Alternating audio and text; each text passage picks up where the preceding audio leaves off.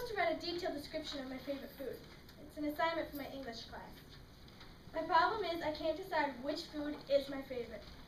First, I thought I'd write about pizza. Deep dish pizza with a thick, chewy crust. I always order ground beef filling and a rich tomato sauce.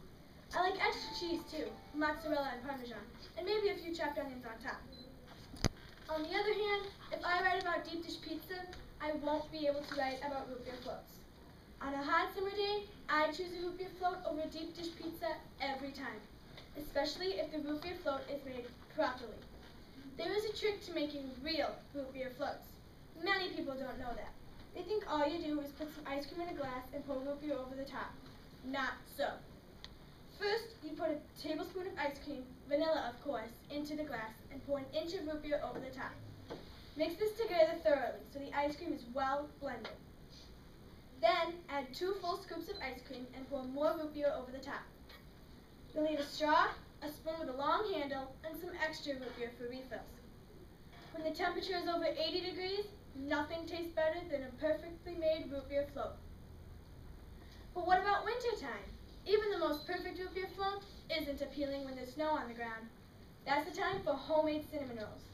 My favorites are made with part white flour and part whole wheat flour, so they have a kind of wheat flavor and a solid texture. They should be thick and high with generous amounts of melted butter, cinnamon, and sugar between the layers, and a drizzle of white frosting on top.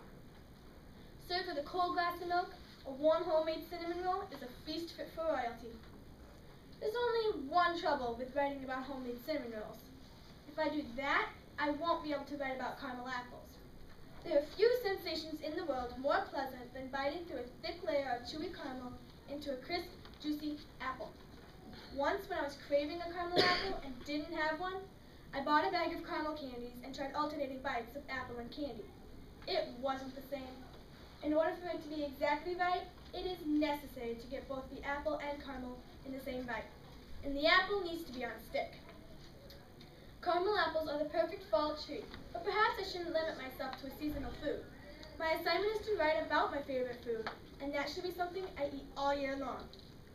Blueberry pancakes, that's what I'll do. I'll write about blueberry pancakes. I can tell how we mix up the batter and stir in the plump, dark blueberries.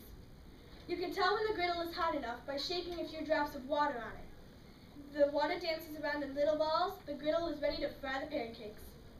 I drop blobs of batter and make animal shapes out of them. I have rabbit pancakes and cat pancakes, dog pancakes, and elephant pancakes. My dad always tries to cheat by saying he's going to make baseball pancakes, but I tell him that's too easy. As the pancakes cook, little bubbles appear around the edges. Juice oozes out of the blueberries and turns the batter purple. When the pancakes are flipped, they're golden brown on top with big blue dots where the berries are. I stack them on my plate, 4 high. I put butter in between so they don't melt. I like maple syrup on top, but blueberry syrup is good too.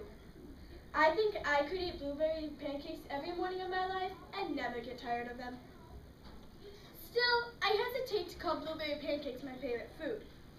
Maybe a favorite food should be something I get only on special occasions, like the 4-layer chocolate cake my grandma always makes for my birthday, or homemade ice cream on the 4th of July each year, or heart-shaped cookies for Valentine's Day, or, excuse me, I think I'll write my report later.